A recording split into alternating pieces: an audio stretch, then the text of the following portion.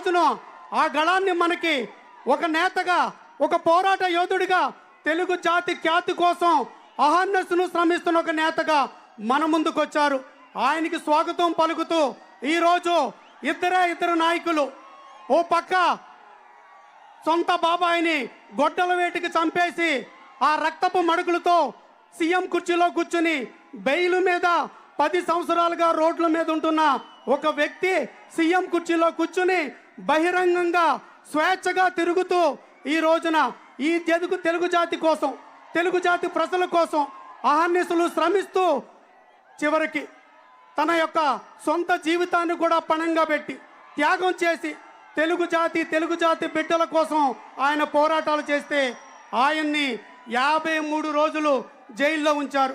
జైల్లో ఉంచిన వ్యక్తి ఒక నియంత, ఒక నేరగాడు, ఒక ఉగ్రవాది, ఒక హంతకుడేమో గంజాయి మొక్కలు గంజాయి సాగు చేస్తూ ఈ రాష్ట్రాన్ని గంజాయికి కేంద్రంగా మలిచి బతుకుతూ ఉంటే స్వేచ్ఛగా ఒక పోరాట యోధుడు 73 ఏళ్ల వయసులో కూడా రోజుకు 18 గంటలు కష్టపడుతూ అవిశ్రాంతంగా తెలుగు జాతి కోసం, తెలుగు బిడ్డల కోసం పోరాటం చేస్తే ఆయన్ని తీసుకెళ్లి 53 రోజులు జైల్లో పెట్టారు. అయితే ఇక్కడ నేను ఒక విషయం చెప్పాలి. ఆయన రాజకీయాలని ఎంత నిర్మలంగా, ఎంత నిష్కపటంగా, ఎంత భావితరాలకు బాటలు వేసాగా నడుపుతారంటే నేనే ఒక ఉదాహరణ. మద్దిపాటి వెంకటరాజు అనే వ్యక్తి, నేను కేవలం ఒక మధ్యతరగతి కుటుంబం నుంచి వచ్చి చదువుకున్న వ్యక్తిని. నన్ను ఆయన దగ్గరకు తీసుకుని నన్ను ఆదరించి నాకు ఓనమాలు నేర్పి రాజకీయాల్లో బుడిబుడి అడుగులేస్తుంటే నన్ను చేత్తో పెట్టుకుని నడిపిస్తూ ఒకటి మాట చెప్తున్నా, దళిత సోదరులారా, ఈ రాష్ట్ర వ్యాప్తంగా దళితులు దాదాపు 1 కోటి మంది ఉన్నారు. 1 కోటి మంది దళితులకు ఒక విన్నపం ఇస్తున్నాను. మొట్టమొదటిసారి చరిత్ర సృష్టించే విధంగా ఎలాంటి బ్యాక్గ్రౌండ్ లేని అతి సామాన్యమైన మధ్యతరగతి, చదువుకునే రోజుల్లో కూలి పనికి కూడా వెళ్ళిన ఒక సాధారణ వ్యక్తిని ఈ రోజున మీ ముందు ఈ గోపాలపురం నియోజకవర్గానికి ఒక ఎమ్మెల్యే అభ్యర్థిగా నిలబెట్టారు. సమాజమా ఒక్కసారి ఇటువైపు చూడు, సమాజమా ఒక్కసారి గోపాలపురం వైపు చూడు. నారా చంద్రబాబు నాయుడు గారు సామాజిక విప్లవవాది, ఈ సమాజం కోసం పోరాడే వ్యక్తి. ఆ వ్యక్తి ఒక సామాన్యుడు తీసుకొచ్చి మీ ముందు, ఈ ప్రజల ముందు ఒక అభ్యర్థిగా మీ ముందు నిలబెట్టాడు. ఆశీర్వదించండి. మీరు ఆశీర్వదించి మీరు గెలిపించేది ఈ సమాజానికి ఒక సందేశం. చదువుకున్న వాళ్ళు, విద్యావంతులు, సమాజం పట్ల ఏదో చేయాలనే తపనున్న వాళ్ళు రాజకీయాల్లోకి వస్తే శ్రీ నారా చంద్రబాబు నాయుడు గారు లాంటి ఒక తత్వవేత్త సమాజానికి ఏదో సమాజం స్థాపించాలనే పోరాటాలు చేసే ఒక యోధుడు అండగా నిలబడతాడు. ఏదైతే ఈరోజు రాజకీయాలు ఎంత అసహ్యంగా ఉన్నాయో మీరే చూశారు. గతంలో ఏదైతే సొంత బాబాయిని గొడ్డల వేటికి చంపేసి తన యొక్క సొంత సాక్షి పత్రికల్లో, సాక్షి టీవీల్లో ఇది చంద్రబాబు నాయుడు గారి మీద నెట్టేసే ప్రయత్నం చేసి ఎన్నికల్లో విజయం సాధిస్తే మళ్ళీ ఈరోజు ఈ రాష్ట్రాన్ని దివాళా తీసి ఆర్థిక సంక్షోభంలోకి నెట్టేసి నిన్న మొన్నటి వరకు ఉద్యోగస్తులకి 1వ తారీఖున జీతాలు ఇవ్వలేని పరిస్థితులు ఈ రాష్ట్రానికి తీసుకొచ్చి ఈ రోజున పింఛన్లు ఇవ్వడానికి డబ్బు లేదు, జీతాలు ఇవ్వడానికి డబ్బు లేదు, సంక్షేమ పథకాలు నడపడానికి డబ్బు లేదు, అభివృద్ధి చేయడానికి డబ్బు లేదు, ఆర్థిక సంక్షోభంలోకి నెట్టేసి ఈ రాష్ట్రాన్ని 13 లక్షల కోట్ల రూపాయల అప్పుల్లోకి నెట్టేసి అదే వ్యక్తి ఈ రోజున ఆర్థిక సంక్షోభాన్ని శ్రీ నారా చంద్రబాబు నాయుడు గారి మీద నెత్తాలనే ప్రయత్నం.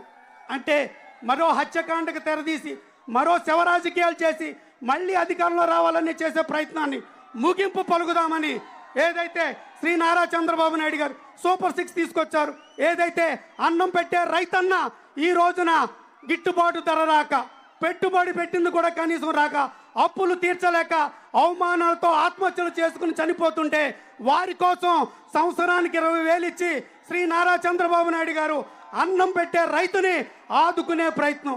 మరి ముఖ్యంగా ఈ గోపాలపురం నియోజకవర్గంలో 51% మంది యువతే. ఇక్కడ యువతకి ఉపాధి లేదు, ఉద్యోగం లేదు. ఇలాంటి యువతకి శిక్షణనిచ్చి ఉపాధి కల్పించి ఉద్యోగాలు కల్పించాలనే ప్రయత్నంలో భాగంగా రానున్న 25 ఏళ్లలో 20 లక్షల మందికి ఉపాధి ఉద్యోగ కల్పన, నిరుద్యోగులకి 3,000 రూపాయల నిరుద్యోగ భృతి, ఇలాంటి లక్ష్యాలతో ముందుకెళ్తూ మహిళా మనులు ఆకాశంలో సగం, భూమండలంలో సగం, ఈ ఆంధ్రప్రదేశ్లో సగం ఉన్న మహిళా మనుల కోసం వాళ్ళకి పూర్తిగా ఆర్థిక స్వేచ్ఛను ఇచ్చే విధంగా 3 గ్యాస్ బండ్లు ఉచితంగా ఇవ్వడం వల్ల ఈ రోజున సామాన్యమైన మహిళలు, సామాన్యమైన మధ్యతరగతి కుటుంబాలు బతకలేని పరిస్థితి. ఇలాంటి పరిస్థితుల్లో వాళ్ళకి చేయూతనిచ్చే విధంగా, వాళ్ళని ఆదుకునే విధంగా శ్రీ నారా చంద్రబాబు నాయుడు గారు 3 గ్యాస్ బండ్లు ఉచితం. అదేవిధంగా వాళ్ళ ఇంట్లో ఎంతమంది బిడ్డలు చదువుకుంటే అంతమందికి కూడా ఒక్కొక్కరికి 15,000, ప్రతి ఆడబిడ్డకి సంవత్సరానికి 18,000, ఉచిత బస్సు. ఇలా ప్రతి విషయంలో మహిళలకు అండగున్న మహిళా పక్షపాతి, మహిళా సాధికారత కోసం నిరంతరంగా శ్రమిస్తున్న యోధుడు. ఇలాగా రైతుల కోసం, మహిళల కోసం, యువకుల కోసం, పేదల కోసం, బీసీల కోసం, దళితుల కోసం, మైనార్టీల కోసం, ఇలా ఈ రాష్ట్రంలో ఉన్న ప్రతి సామాజిక వర్గం కోసం ఆయన ఒక పోరాట స్ఫూర్తితో పనిచేస్తున్నారు. ఆయన లక్ష్యం ఒకటే, ఏంటంటే అది సమాజ స్థాపన. ఏదైతే మహాత్మా జ్యోతిరావు పూలే గారు కలలుగన్న సమాజం, డాక్టర్ బిఆర్ అంబేద్కర్ గారు కలలుగన్న సమాజం, బాబు జగజ్జీవన్ రామ్ గారు కలలుగన్న సమాజం, అన్న నందమూరి తారక రాముడు కలలుగన్న సమాజం, వీరందరూ మహనీయులు కలలుగన్న సమాజ స్థాపన కోసం ఆయన పోరాట స్ఫూర్తితో పనిచేస్తుంటే మనం ఒక్కడుగు ముందుకేద్దాం, ఒక్కడుగు ఆయన వడిపు తిరుగుతాం. 73 ఏళ్ల వయసులో మీ తండ్రో నా తండ్రో శ్రమిస్తుంటే ఆయనకి మనం ఒక బాసటగా నిలబడాలని ఒక కొడుకుగా ఎలా కోరుకుంటామో, ఈ రాష్ట్రానికి పెద్ద దిక్కుగా తండ్రిగా ఉన్న శ్రీ నారా చంద్రబాబు నాయుడు గారిని ఆయనకి బిడ్డలుగా ఉన్న మనం అండగా నిలబడదాం. ఆయనకి ధైర్యంగా నిలబడి రేపు చేయబోయే ఆయన పోరాటానికి ఆయన ముందుకు తీసుకెళ్తాం. ఆనాడు స్వతంత్ర పోరాటంలో జైలుకు వెళ్ళి మహనీయులు మీకు నాకు విముక్తిని కలిగించారు. మళ్ళీ ఈ రాష్ట్రానికి అలాంటి విముక్తి కలిగించడానికి శ్రీ నారా చంద్రబాబు నాయుడు గారు ఇప్పటికే 53 రోజులు జైలు జీవితంలో గడిపి కూడా మళ్ళీ అదే స్ఫూర్తితో, అదే పోరాటంతో ముందుకొచ్చిన పరిస్థితులు మనం గుర్తు తెచ్చుకొని మరొకసారి శ్రీ నారా చంద్రబాబు నాయుడు గారికి ఒక్క విన్నపం. అయ్యా, ఇది రైతువారి నియోజకవర్గం. ఇక్కడ రైతులు, రైతు కూలీలు, కార్మికులు, శ్రామికులు ఉండే నియోజకవర్గం.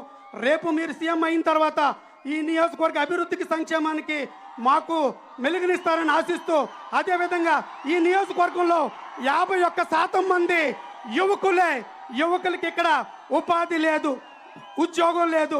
భవిష్యత్తులో పరిశ్రమల స్థాపన చేసి ఇక్కడ యువకులకి ఉపాధి, ఉద్యోగ అవకాశాలు కల్పించమని కోరుకుంటూ, అదేవిధంగా అన్ని రంగాల్లో ఉన్న రైతులు, వరి రైతులు, పామాల రైతులు, అరటి రైతులు, నిమ్మ రైతులు, మొక్కజొన్న రైతులు, ఇలా ప్రతి రైతుని నియోజకవర్గంలో ఆదుకోమని మనస్ఫూర్తిగా వేరుకుంటూ, నాకు ఈ గోపాలపురం నియోజకవర్గం తెలుగుదేశం అభ్యర్థిగా అవకాశం ఇచ్చినందుకు మీ నమ్మకాన్ని మేమెవరూ ఒమ్మి చేయం.